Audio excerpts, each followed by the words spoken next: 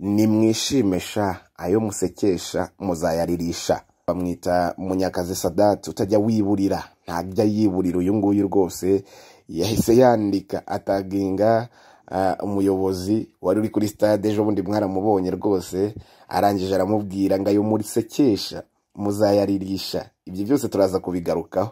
Yahise ataginga umuyobozi bamwita Nduhungirehe rwose, yahise amutaginga aravuga ati ayo musekesha muzayaririsha igihe nzagarukira. N'ibindi yagiye yandika byose turaza kubigarukaho. Uyu muyobozi bamwita Sadati ntajya aripfana rwose, iyo yabonye uruvugiro aravuga. Ibyo byose turaza kubigarukaho. Turaza kugaruka kuri Rayon Sport, tuvuge kuri uyu Claude Rwaka wagiye yavugwa muri Rayon Sport kenshi. Uyu munsi mu Nzove rwose, nyuma yo kuvugwa ko umutoza Robertinho atareba muri metero nyinshi, ngo ntarenza muri metero 50, uyu nguyu abakinnyi bakagenda bavuga bati nta kibona, nta mwitozo tugikora. Uyu nguyu rwose bamuzaniye Claude Rwaka ngo aze amufashe. Ibyo byose turaza kubigarukaho. Turaza kugaruka ku mikino Rayon Sport ishigaje. Ese koko murabona izatwara iki gikombe aho isigaye irusha inota rimwe iyi kipe ya APR FC? Nubwo nayo yagiye ikomeza kuyirinda, ariko se igihe cyo kuyirinda nticyaba cyarangiye? Turaza kubigarukaho. Ibyo byose turaza kuvuga ku mukino wa Mukura na Rutsiro utararangiye kubera imvura. Ushobora kuza kongera gusubirwamo kuri uyu munsi ku munsi wo kuwa gatatu ku itariki wari kuba ku itariki 15, uzabera ku itariki 2 Mata ejo bundi rwose kuwa gatatu mu musibejo. Ibyo byose turaza kugaruka ku mukino nanone. Turaza kwitsa gato tuhite tujya mu myidagaduro. Turaza kuvuga, ariko tutarajya mu myidagaduro, turaza kuvuga kuri perezida w'ikipe ya Viziyo Birungi Jean Bosco yatangaje ko iyo wibiye umukinnyi, iyo agiye mu Mavubi aba yumva ko naho bazamwibira. Iyo wibiye umukinnyi akajya mu Mavubi agahamagarwa, aba yumva ko naho bazamwibira. Iryo ni ijambo yatangaje nyuma yuko ikipe ya Viziyo itsindwa n'ikipe ya APR FC. Akavuga ati bira n'ibijurano. Ndaza kubabwira top scorer Folenganye nta uramucaho, ariko uwo bita Omar Aba wa Bugesera amaze kugira ibitego 10. Aba bose turaza, ibyo byose turaza kubigarukaho. N'abahize ku bitego 6 ndaza mbababwire. Turaza kugaruka no ku rutonde rwa shampiyona, byose nabibabwiye. Ibyo byose tugiye kwicara tubivugeho.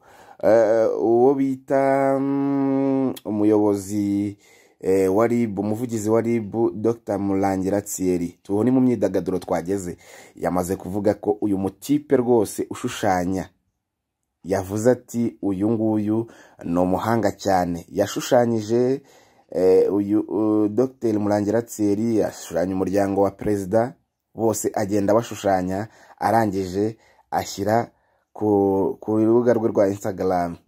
Ariko Murangira Thierry abantu bari bamumenyereye kuvuga avuga abashinjwa ibyaha, yahise avuga ati uyu muhungu rwose ni umuhanga. Areta avuga ati abantu bose bajye bakora n'uyu, bamwita Nuhu Freddy rwose ni umuhanga. Ashushanyije uyu muyobozi, umuvugizi wa RIB, ashushanyije n'umuryango wa perezida. Arangije aravuga ati uyu muhungu ni umuhanga cyane rwose, abandi bose bamurebereho. Ibyo byose tugiye kubiganiraho akanya gatoya cyane, ni minota 10 nje kubabwira, dukubita tubangura twihuta cyane. Reka duhite duhera kuyu umuyobozi wayoboye Rayon Sport bamwita Munyakazi Sadati. Yaravuze ati, yagiye kuri Twitter, ubwo ni kuri X, yahindutse X, avuga ati nimwishimesha umunsi nzagaruka, ayo mwasekesheje muzayaririsha. Nibuka nkiri perezida wa Rayon Sport, kuri nanyagiye ikipe ya Mukura Victory Sport ibitego 5 kuri Pele Stadium izuba riva. Ahita taginga uwo bita Nduhungirehe wari uri muri stade Amahoro rwose igitego kijyamo wagiye ibicu araseka cyane. Noneho ahita ajya munsi he harandika ubwo amaze gutaginga Nduhungirehe ngo umwaka utaha muzarira muhogore mwicwe n'agahinda imvura y'ibitego. Urumva ngo munsi umwaka utaha ubwo abantu benshi bahise batekereza ngo ese Munyakazi Sadat agiye kugaruka umwaka utaha ayobore Rayon Sport. Arababwira ati hari uwari samubaza se kuko ugiye kuyobora Rayon Sport niba numvishe neza. Aramubwira ati no, ntago nzaba nje kuyobora Rayon Sport, ahubwo nje nzagaruka nje kuba ndi nyiri Rayon Sport. Ntago nzaba ndi umuyobozi wa Rayon Sport, ahubwo nzaba ndi nyiri Rayon Sport narayiguze.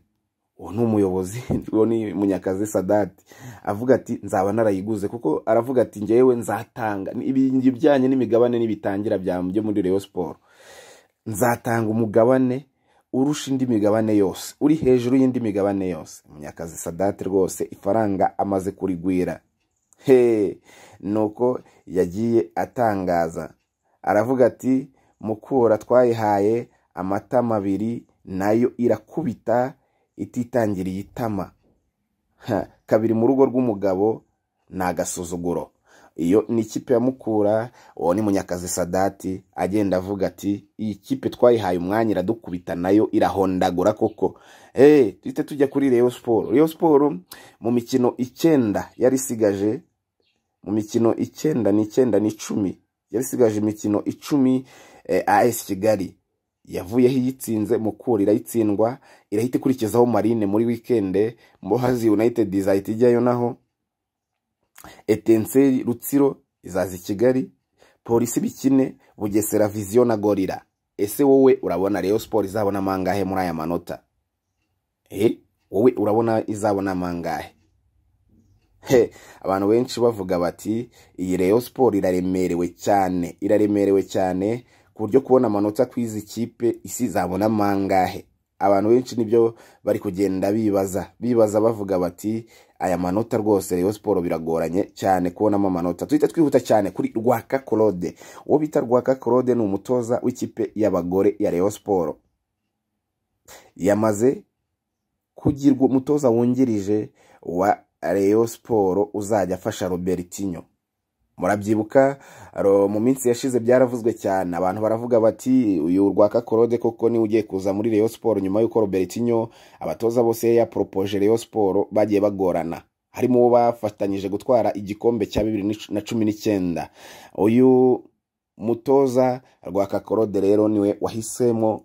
Abantu benshi bari baravuze ati tunamutunga mikoro, arahakana aravuga ati ibyo bintu sindabimenya, mbyumva nkuko namwe mubivuga.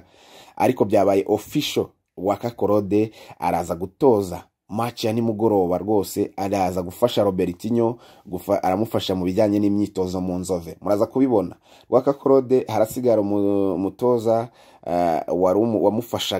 wamufashaga mu bijyanye no gutoza, no kuvuga ngo harasigara umutoza wari umwungirije ni ugiye gutoza ikipe y'abagore ku gikombe cy'amahoro, kuko shampiyona yo yamaze kwitwara, byararangiye, shampiyona yarayitwaye. Mwarabumvaga abo bita barujugero baravuga ati Rayon Sport izacyura igikombe, basarupongo bavuga bati ni icy'abagore gusa uyu mwaka iteganya, nta kindi gikombe. Ndamubaza ati koko wabihamya koko Rayon Sport haba mu cy'amahoro na shampiyona nta gikombe izatwara? Ati ntacyo, arahakana. Ibyo rero byose tweka tubitegereze turebe ikizaba. Dute twihuta kuwo bita Birungi Jean Bosco, ni perezida w'ikipe ya Vision, aravuga ati iyo wibiye umukinnyi, iyo ahamaga akajya mu ikipe y'igihugu n'ubundi abazi ko bazamwibira.